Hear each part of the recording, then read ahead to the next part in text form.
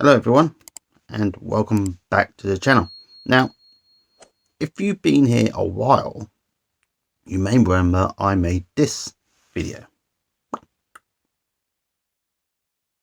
It'll be about here. Now, for those who didn't know, or weren't here or haven't seen it, I basically spoke about how years ago I was kind of addicted to soluble painkillers. In that, and when I say addicted, one means I used to take 2 every day with water, as you do, because, you know, they dissolve. I got into them really when I was a kid because it took me years to learn how to actually take pills.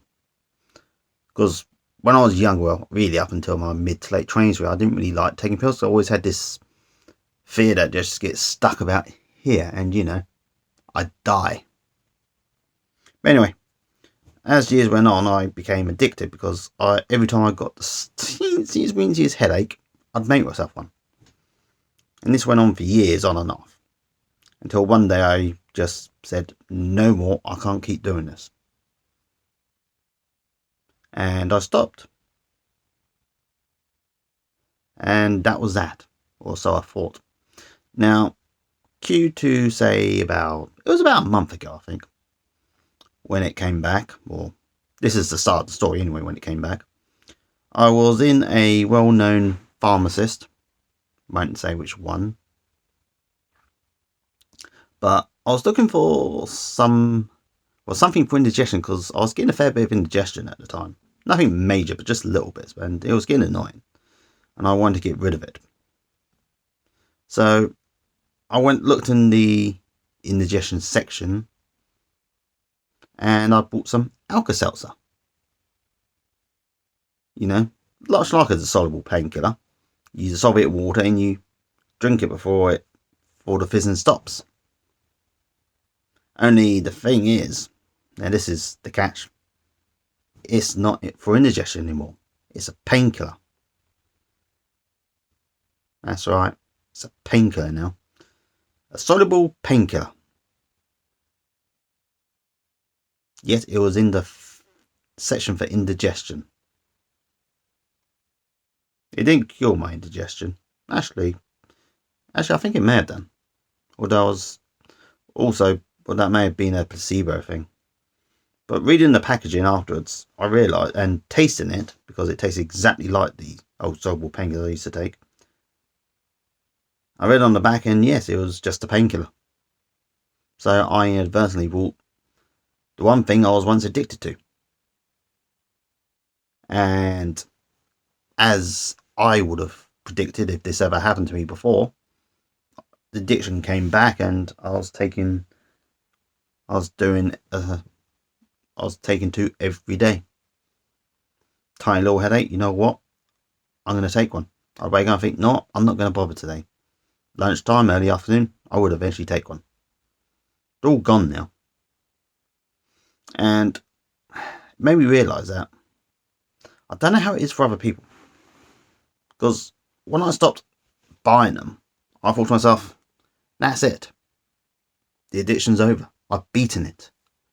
No more. But no. That is not how it works for me. All I was really doing was taking away my supply. By cutting out my supply, I wasn't able to take it. Thus, in a way, I thought I beat the addiction, but I didn't. I just took away my supply.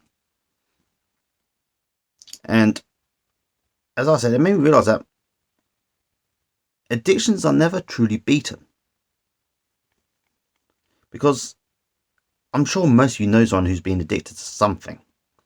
Okay, I mean, chances are it's gambling or alcohol, because they're the 2 biggest demons of addictions. Or actually, no, I suppose really narcotics would be. You know, the things like heroin, cocaine, the things that are really deadly and expensive, supposedly, but that's neither here nor there. The point is, what I'm talking about is, my addiction was never truly beaten. Even though I thought it was. I just beat it in the sense that I didn't have it. Because I didn't have it, I couldn't take it. My body was fine. But when I did accidentally buy some, thinking there was something else, The addiction came right back. So in a way, it never truly left. And it reminds me how vulnerable I am still. How easy it is to fall off the wagon, as they say. Because this happens, as I said, most of you will probably know someone who has been addicted to something, okay? And if you've spoken to them, they'll probably tell you how easy it is to fall back into it. And I'm not going to blame the pharmacist for putting it in the wrong section. It's just one of those things, you know? But to go back to it, I will never ever beat this addiction truly.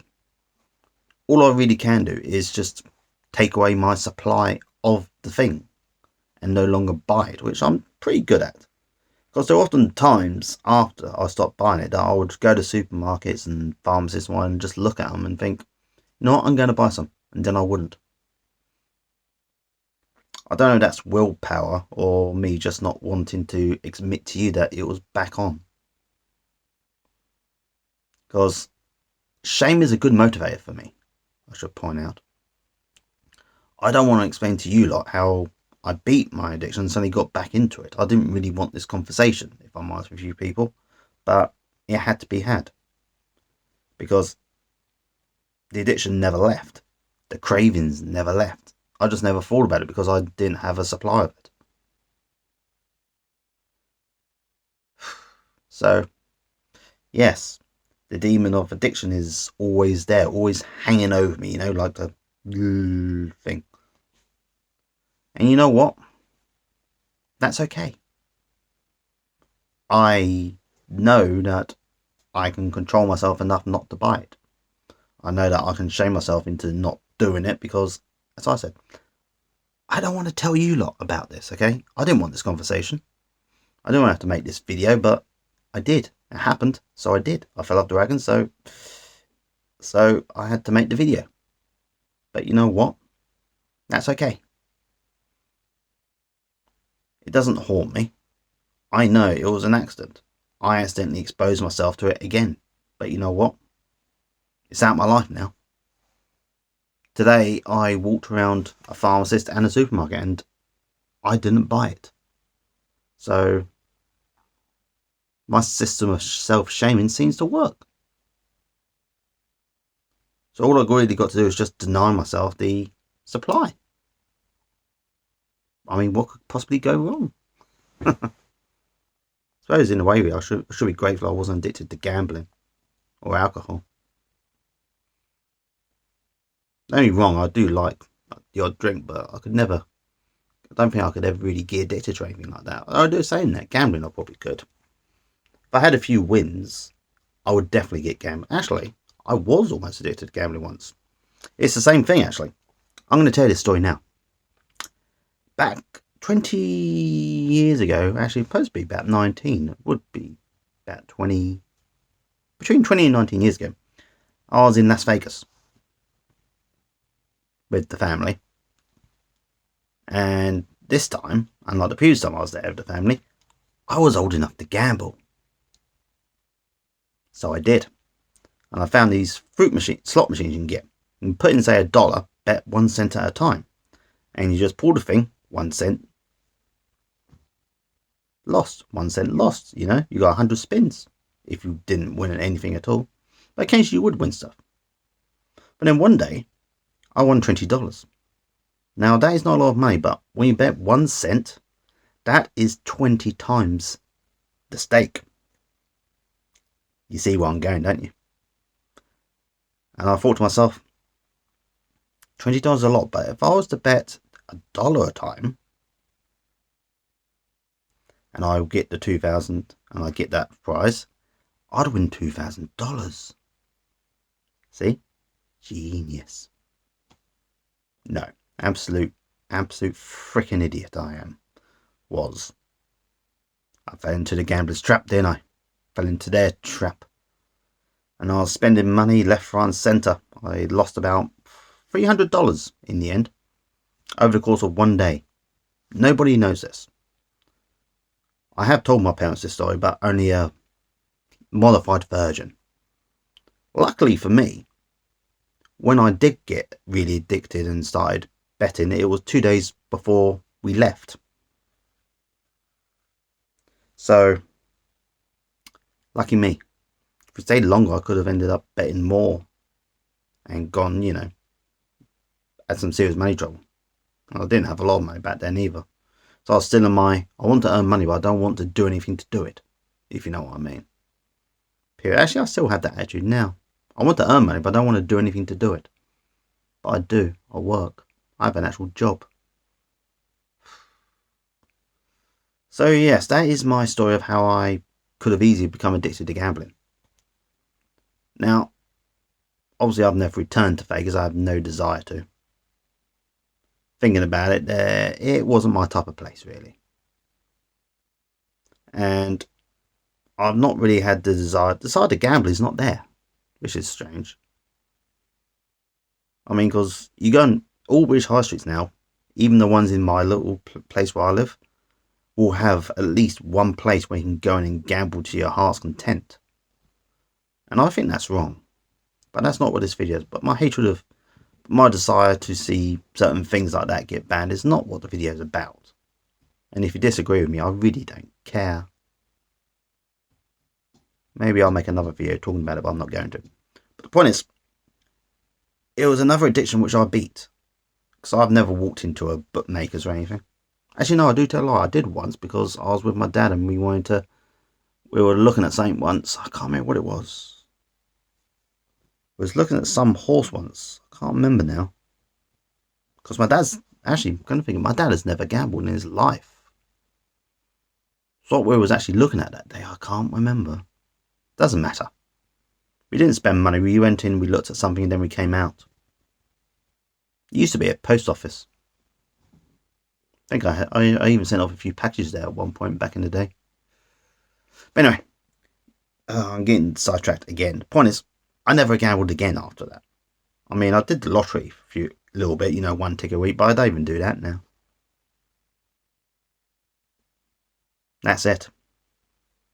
But all of this has made me realise that the demon of gambling, and I'm using demon in a metaphorical sense. I know not everyone believes in demons, some do, some don't, but demon is the best metaphor for this thing I can come at. It's always there, always up there, just ready to pounce and strike me like that and grab its little claws in. But I've had my encounters and I've come out on top. To this day, I still haven't gambled. Granted, I fell off the wagon when it came to the Soluble Painkillers, but you know what? They're out of my life. Again, I've denied myself supply, so this is the best I'm going to get. I mean, if you put them in my home, I will take them. So, the best thing I can do is not have it in my home at all. Same with gambling. If I don't enter a bookmaker's or go on any gambling, which I don't, then the addiction is beaten, or it's under control at least. And this is the best I'm going to get. That's it. This is the best I'm going to get. So, what else can one say? I was addicted to things and now I'm not. The addiction still stays with you, but I've got it under control. And I know that you all can do the same if you have any addictions. And I'm not going to judge anyone, okay? I'm not going to suggest that any of you are addicted to anything, okay? Because you know if you are, or you know if you're not. And chances are, you know someone who is or has been. Now, in the description, I will leave the links to some anti-gambling, anti-addiction helplines, or websites at least. Not many. Obviously, I can't do the whole world, of course, but I know most of my viewers are in the UK and USA, so I'll leave the British and American ones up.